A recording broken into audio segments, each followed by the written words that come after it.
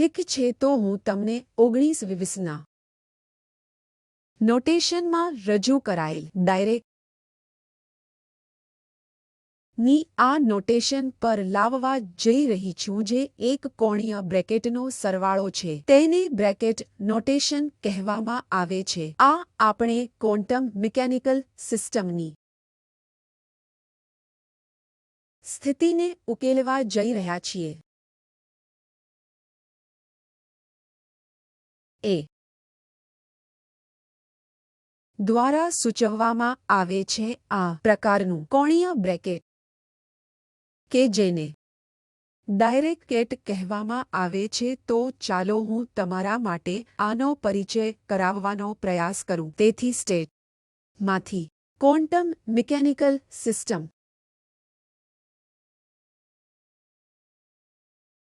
આપણે આને કોણીય બ્રેકેટ દ્વારા ગ્રીક અક્ષર સાઈ દ્વારા દર્શાવીએ છીએ. તે સાઈ-ફાઈ આ પ્રકારનું નોટેશન હોઈ શકે છે, જેનો આપણે ઉપયોગ કરવા જઈ રહ્યા છીએ, અને સૈદ્ધાંતિક રીતે સિસ્ટમની સ્થિતિમાં સિસ્ટમ વિશેની તમામ માહિતી શામેલ છે. અને તે ઓકે સ્ટેટ ના ફંક્શન તરીકે વિકસિત થઈ શકે છે. આ સાઈ એ અમુક વેક્ટર સ્પેસ વીનું એલિમેન્ટ છે. તેથી આ તે નોટેશન છે જે આપણે નો ઉપયોગ કરવા જઈ રહ્યા છીએ. વેક્ટર એ વેક્ટર બી અને તેથી વધુ નહીં. આપણે એબ્સ્ટ્રેક્ટ નોટેશન નો ઉપયોગ કરીશું, જે કોણીય બ્રેકેટ છે, અને આ કોણીય બ્રેકેટ તરીકે ઓળખાય છે. તમે આ નોટેશનમાં ફરીથી લખી શકો છો. ધારો કે જો તમારી પાસે સાઈ-ફાઈ હોય તો વેક્ટર સ્પેસ, અને અત્યારે ટાઈમને દબાવો જે વેક્ટર સ્પેસના એલિમેન્ટ છે. પછી તમારે શું કરવું છે? તમારે તે પરિચિત પ્રોપર્ટીને સંતોષવા પડશે જે અભ્યાસ કરી રહ્યા છે. તે પ્રોપર્ટી શું છે? સાઈ પ્લસ ફાઈ વીનું એલિમેન્ટ હોવું જોઈએ. બીજું શું? સાઈ પ્લસ ફાઈ પ્લસ જી. તમે આ એસોસિએટિવિટી પ્રોપર્ટી ને સાઈ પ્લસ ફાઈ પ્લસ જી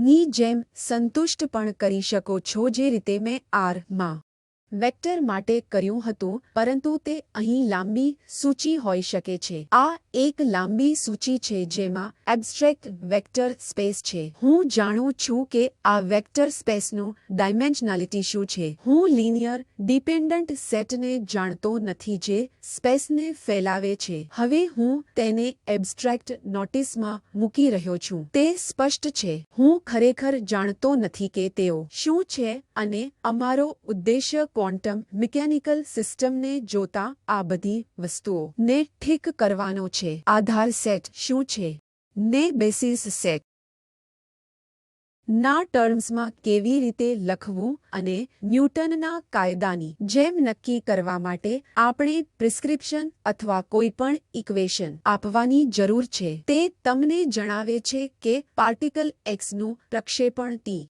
નું કાર્ય છે. તમે ન્યૂટનના નિયમમાં પાર્ટિકલની પોઝિશન મેળવો છો ટીના ફંક્શન તરીકે. તે ઇક્વેશન xt તરીકે ઉકેલવાથી તમે ઇક્વેશનનો સેટ ન આપો ત્યાં સુધી તમે મેળવી શકશો નહીં. તેવી જ રીતે આપણે તેમાં જઈએ તે પહેલાં ઇક્વેશનની ટાઈમ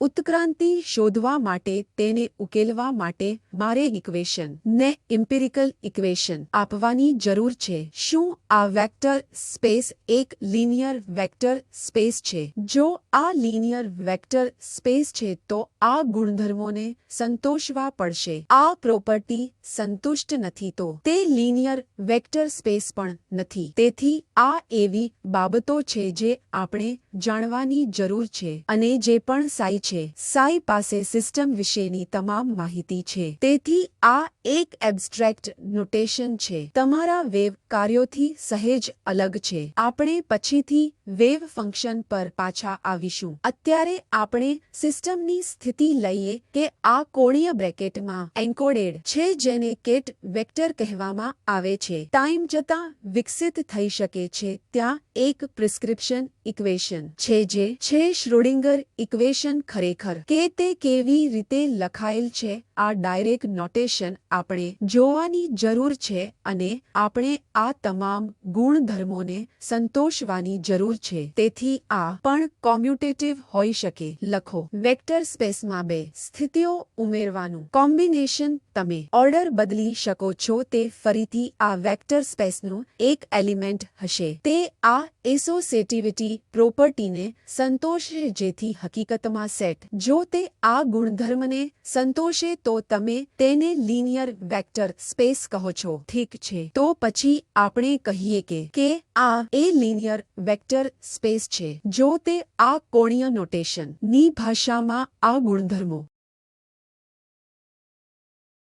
ને સંતોષે છે. તો આપણે કેવી રીતે વ્યાખ્યાયિત કરીશું? તો આ પણ સ્કેલર મલ્ટીપ્લાય, જે મેં નથી લખ્યું પણ તમે તેને મૂકી શકો છો. તેથી જો તમારી પાસે સાઈ પર સ્કેલર હોય તો આ પણ વેક્ટર સ્પેસ નું એક એલિમેન્ટ છે અને તમારી પાસે હશે, અને પછી તમારી પાસે સાઈ પર બી હશે. આ સાઈ પરનો મલ્ટીપ્લાય બી હશે. આ પણ સાચું છે. આ પણ મેં છેલ્લા ટાઈમ આ R3 વેક્ટર સ્પેસ પર લખ્યું હતું. જો તમારી પાસે આ જેવું કંઈક હોય તો તમે વિતરણ ઇક્વલ આના જેવું કંઈક કરી શકો છો. માફ કરશો, એ ઓન એ પર સાઈ, એ પર ફાઈ. આ તે વસ્તુઓ છે જે તમે વેક્ટર સ્પેસ પર કરો છો. તમે આ અહીં પણ કરી શકો છો. જો સાઈ કંઈક માં ઉમેરે છે અને તમને સાઈ આપે છે, અમે જેને સ્ટેટ કહીએ છીએ, તે તમારા R3 સ્ટેટ માટે કંઈ કરતું નથી. તે કમ્પોનન્ટ 0 0 0 સાથે વેક્ટર જેવું છે. તેને નલ વેક્ટર કહેવામાં આવે છે. નલ વેક્ટર શું છે? નલ વેક્ટર તે છે જેના કમ્પોનન્ટ બધા શૂન્ય છે અથવા નલ વેક્ટરની લેન્થ હશે. નલ વેક્ટરનું ધોરણ શૂન્ય હશે. તેથી જો તમે સાઈ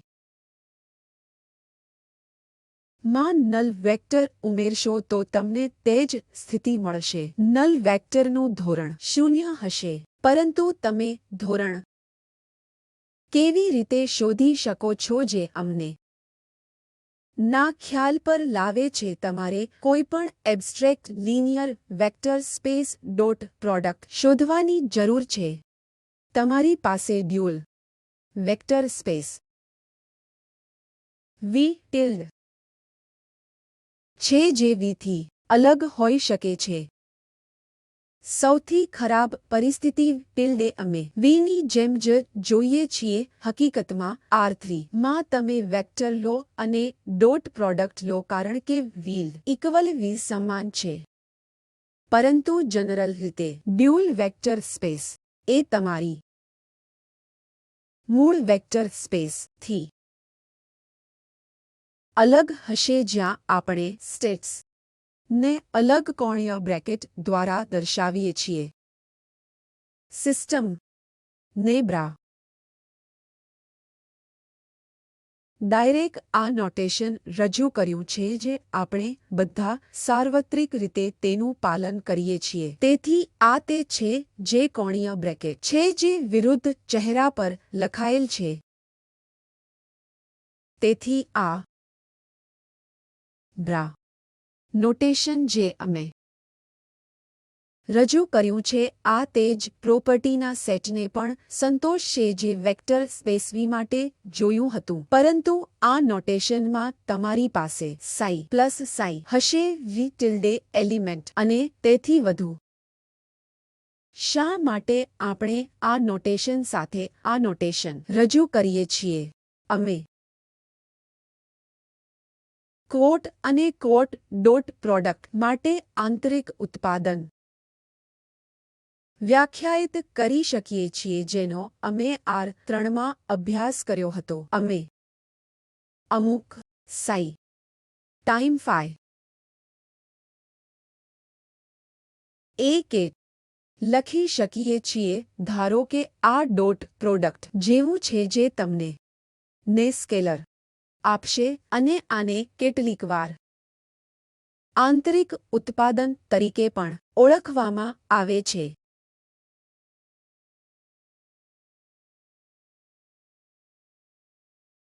તો તમારા પરિચિત R3 સાથે સંપર્ક કરવા ચાલો આ કરીએ. ચાલો કેટ વેક્ટર ને કોલમ તરીકે લખીએ.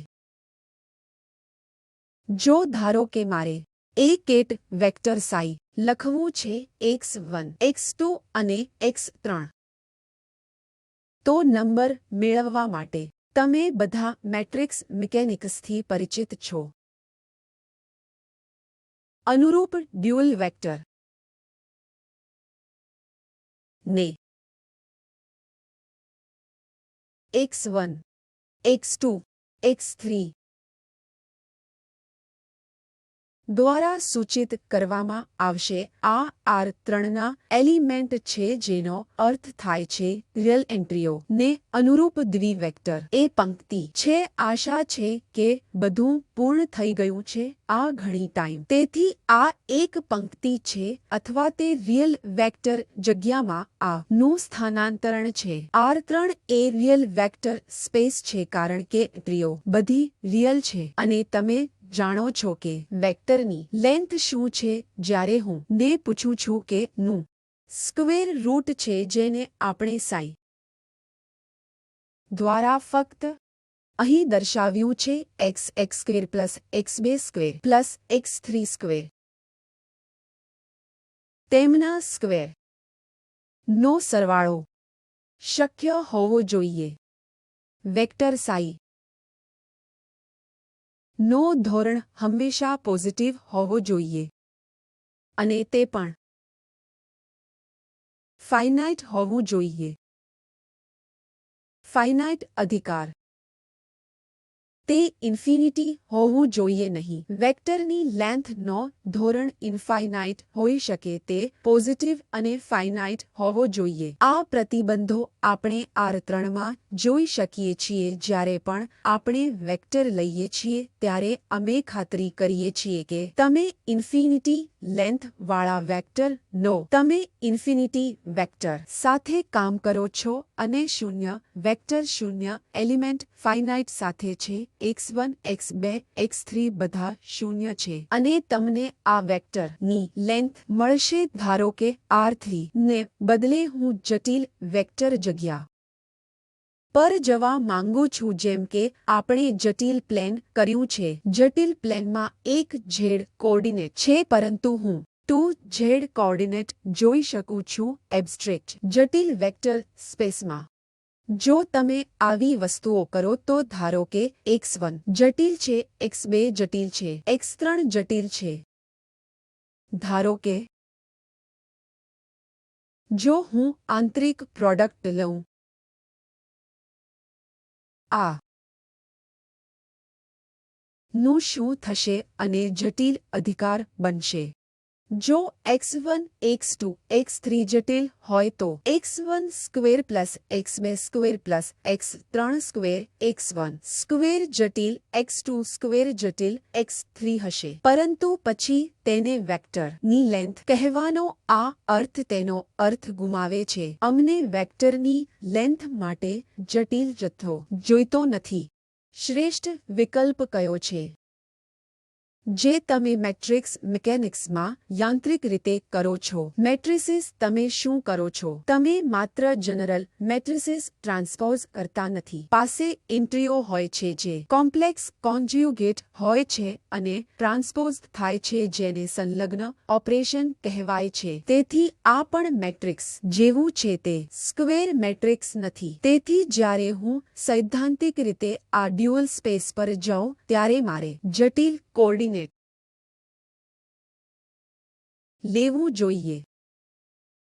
સાચું, જો હું તે કરું તો આ mode x1 square, mode x2 square અને મોડ x3 સ્ક્વેર હશે તો આ પોઝિટિવ હશે. તેથી એબ્સ્ટ્રેક્ટ વેક્ટર સ્પેસમાં જો હું ઓછામાં ઓછા ફાઇનાઇટ ડાયમેન્શનલ માટે દ્વારા વ્યાખ્યાયિત વેક્ટર લઉં તો આ તમને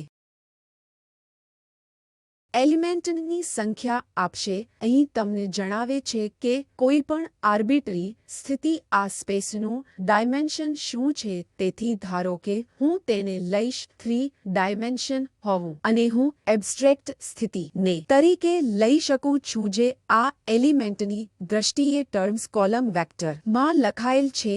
દ્વિવેક્ટર જે આ કોણીય બ્રેકેટ દ્વારા સૂચવવામાં આવે છે. આને કેટ કહેવામાં આવે છે. આને બ્રા કહેવામાં આવે છે. અનુરૂપ દ્વિવેક્ટર એ લખેલું હોવું જોઈએ જે સ્તંભ ને રો માં વિનિમય કરે છે અને ગુણાંકને સંયોજિત કરતી જટિલ પણ હોવી જોઈએ જેથી કરીને આ ઇનર પ્રોડક્ટ જે તમે બધા અત્યાર સુધી વ્યાખ્યાયિત કરેલ છે ચોક્કસ વેક્ટર અને તેના દ્વિવેક્ટર માટે આ એક અને આ એક જે પોઝિટિવ ચોક્કસ હશે. જો આપણે કેટને કોલમ તરીકે અને બ્રાને એક તરીકે વ્યાખ્યાયિત કરીએ તો જટિલ જોડાણ સાથે પંક્તિ. હવે મારો આગળનો પ્રશ્ન એ છે કે આ સાઈ સાથે સાઈ શું છે? ફાઈ સાથે સાઈ સંતોષકારક છે. સાઈ સાથે ફાઈ એ બે અલગ અલગ વેક્ટરના ઇનર પ્રોડક્ટ જેવું છે. તમારી પાસે વેક્ટર સાઈ છે, તમારી પાસે બીજું વેક્ટર ફાઈ છે અને તે બે અલગ અલગ વેક્ટરનું ડોટ પ્રોડક્ટ છે. જો તમે ફાઈને ડ્યુઅલ વેક્ટર સ્પેસમાં અને સાઈને વેક્ટર સ્પેસમાં રાખવા માટે મૂકશો તો શું થાય છે કે જો તમે ની બદલી કરો તો તે સમાન રહે છે. તો તે કઈ મિલકતને સંતોષે છે? સાઈ ફાઈ પ્રશ્ન ચિહ્ન ફાઈ સાઈ નંબર. તો ધારો કે હું ફાઈને માનું છું. ચાલો કહીએ કે 1 a2 a3 જે જટિલ છે અને આપણે સાઈને b1 b2 b3 લઈએ જે જટિલ છે. સાઈ ફાઈ શું છે જે a1 star b1 plus 2 star b2 plus c3 star b3 છે. Sai b1 star 1 plus b2 star a2 સાથે ફાઈ શું છે? તો આમાંથી આપણે જે જોઈએ છીએ તે સાઈ ફાઈ છે. સાઈ ફાઈ તમે આંતરિક પ્રોડક્ટ લો અને તેને જટિલ સંયોજિત કરો. આનું કોમ્પ્લેક્સ કોન્જ્યુગેટ સંયોજન મને આ આપશે. આ ઓર્ડરિંગ બિનમહત્વપૂર્ણ છે. તેને b1 સ્ટાર તરીકે બોલાવે છે. a1 a1 b1 સ્ટાર જેવો જ છે. તેનો સ્ટાર આ જેવો જ છે. તેથી જનરલ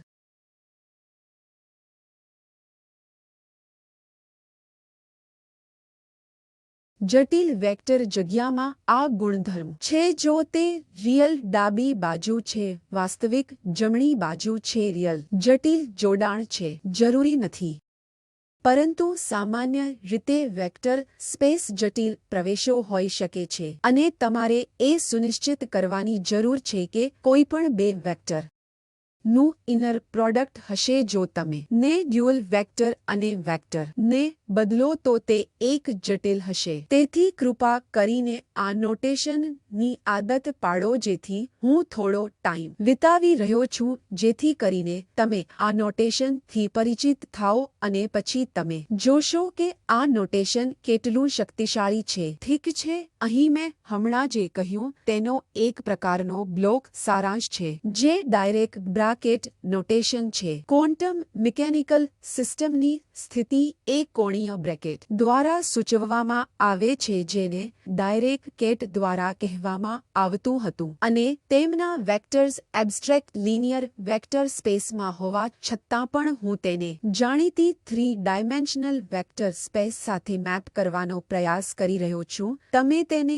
જનરલ રીતે અને એબ્સ્ટ્રેક્ટ વેક્ટર સ્પેસ માટે કરી શકો છો જે મેં કહ્યું છે. જ્યાં સુધી તમે ધરી ને અનુસરો છો તે સ્પષ્ટ છે. મેં આ ખાસ કરીને R3 ને ધ્યાનમાં રાખીને કર્યું છે જેથી તમે સમજી શકો, પરંતુ તમે તેને કોઈપણ n ડાયમેન્શનલ વેક્ટર સ્પેસ માટે કરી શકો છો જ્યાં n ખૂબ મોટી હોઈ શકે છે. એક ડ્યુઅલ વેક્ટર જગ્યા અન્ય કોણીય બ્રેકેટ દ્વારા સૂચવવામાં આવે છે જેને બ્રા અને પછી ડોટ પ્રોડક્ટ તરીકે ઓળખવામાં આવે છે. તમારે ડ્યુઅલ વેક્ટરની જરૂર છે જગ્યા અન્યથા તમે આ આંતરિક ઉત્પાદનને વ્યાખ્યાયિત કરી શકતા નથી. તેથી આંતરિક પ્રોડક્ટમાં એક છે જે તમને લેન્થ આપશે અને અન્ય સ્કેલ. તાત્કાલિક પ્રશ્ન જે તમે બધા જાણો છો જ્યારે તમે ત્રિકોણમાં બે વેક્ટરનો સરવાળો કરો છો જો A, B અને C A vector A, B ના ધોરણો છે અને C જે ત્રિકોણની બાજુઓ દર્શાવે છે તે કયા પ્રોપર્ટીને સંતોષવા જોઈએ. બે બાજુઓનો સરવાળો કરતાં મોટો અથવા કરતાં ઓછો હોવો જોઈએ. બે બાજુઓનો સરવાળો ત્રીજી બાજુ કરતાં મોટો અથવા બરાબર હોવો જોઈએ. તેથી આ એવી બાબતો છે તમે બધા જાણો છો અને આપણે ડિરેક્ટ બ્રાકેટ નોટેશનમાં આ સાબિત કરવાની જરૂર છે. તો ચાલો તમારા માટે આ ને સીધો જ કેટલાક પ્રશ્નો સાબિત કરવાનો પ્રયાસ કરીએ. જો તમારી પાસે મેટ્રિસીસનો સેટ આપેલ હોય તો તે વેક્ટર સ્પેસ બનાવે છે. ચાલો 2 બાય 2 મેટ્રિસીસનો સેટ લઈએ. શું તેઓ વેક્ટર સ્પેસ બનાવે છે? હા. તમે બીજું મેટ્રિક્સ મેળવવા માટે મેટ્રિસીસમાં વધુ 2 ઉમેરી શકો છો જે એ 2 બાય 2 મેટ્રિક્સ પણ છે જેથી તે વેક્ટર સ્પેસ બનાવે છે. તેથી ત્યાં વિવિધ ઉદાહરણો તમે રિયલ સંખ્યાઓનો સેટ લઈ શકો છો. તેઓ એક વેક્ટર સ્પેસ પણ બનાવે છે. જટિલ સંખ્યાઓનો સેટ તેઓ વેક્ટર સ્પેસ પણ બનાવે છે. માં કોલમ વેક્ટર પણ હોઈ શકે છે જેમાં n